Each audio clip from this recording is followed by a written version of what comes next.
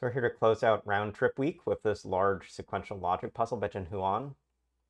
It's a 12 by 12 grid, so these large clues like this 11 with 1 degree of freedom have to take these middle 10. The 10 has to take these 8 cells, the 9 has to take these 6, the 8 has to take these 4, the 7 has to take these 2. And so just looking at individual clues, you can mark these in from the big numbers on the edges of the grid. But some of these come in pairs, so 7 plus 4, for example, adds up to 11.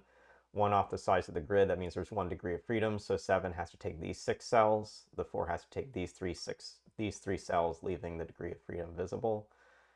This 4 and this 7 have the same constraint, and after these join up, actually the 7 is known for sure. It's got to form a passover here. This 5 plus 6 is 11 cells in this column, so var 4 and 5 for the 5 and 6 respectively, using the single degree of freedom.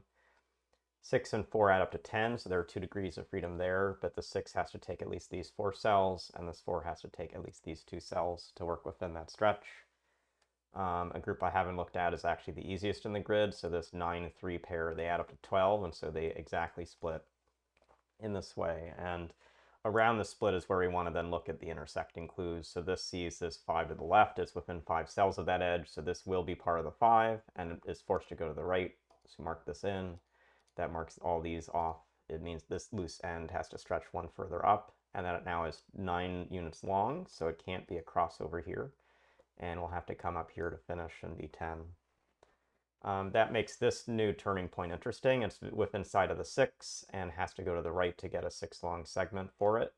And we'll mark those ends off. This now is within side of the 5, and we'll have to turn up to get a 5 long segment from it. Marks these ends off. And this now is defining a cul-de-sac we can't come through. The 7 and 4 are distinct groups. We can't come into the cell and turn in the cell with what we've now marked off. So these, this is a dead cell not reached by any group. We can finish the 7 and the 4 in this way. That does a few things. It marks off this cell. So the 6 has to come up here, and the 5 comes up here. This has to turn, and it's seen by the 4, so this has to come up to be that 4. Marks off this cell. 6 has to come up. Over here, it actually has a pass-through that's now forced, and so that puts the 11 for sure in the grid. It's within side of the 4 up here, so this has to turn over to get a 4 long stretch. 2 can't come through this channel and get only 2 units in, so we get a little bit of structure up top. We'll come back to that in a bit. I'm seeing if there's other stuff we forced down here. One is this 7 can't go to the right because this 3 is going to be too long if we go through this long channel. So this has to go to the left. This channel is unusable. It's probably helpful now that we've got all these vertical things marked in to understand what that is going to influence in the grid. And one thing to see is, for instance, a 3 can't come across these vertical stretches. It would have to be actually 9 long to get all the way through them. So there's a 3 on this far right of the grid, and it will take at least these 2 cells, could take this one or that one. This 4 can't come through the left, so these are dead. And it also can't go to the right because that would also be a 5 long stretch. So this is actually a whole set of cells we can also mark off here. It leaves exactly 4, which comes over to this space. And this looks like it's going to have a good interaction with the 7 clue. The 7 can now come to it, but can't go through it. So this is now potentially 2, 3, 4, 5, 6, 7, but we could also come up to this cell. So we had 1 degree of freedom, which we're using. Marking these edges, can actually mark in this edge off the left of the 5, so the only place for a 2 are these cells.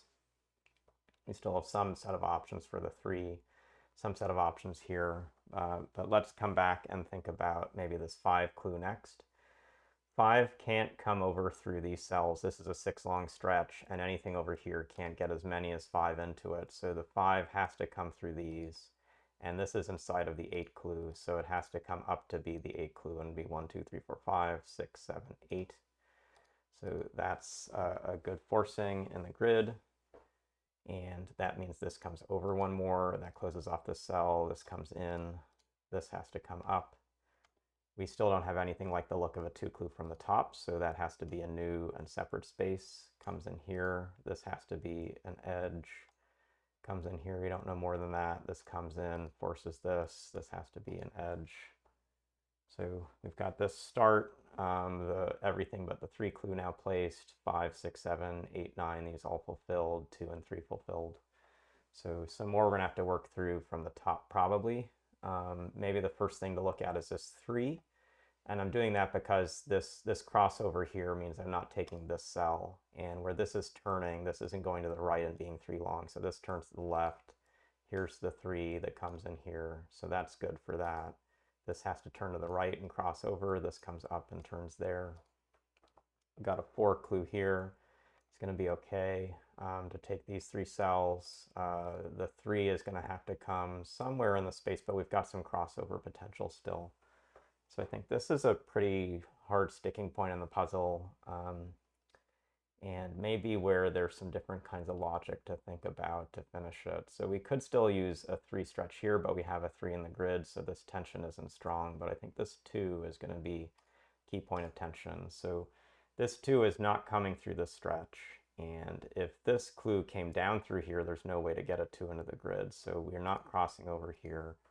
So a key point of tension is actually going to be how we get a sufficient number of edges across this line.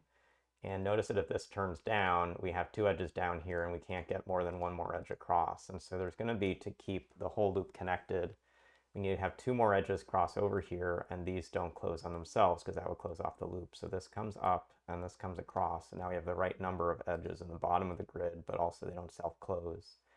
And that now means this 7 has to turn, this 4 has to turn down.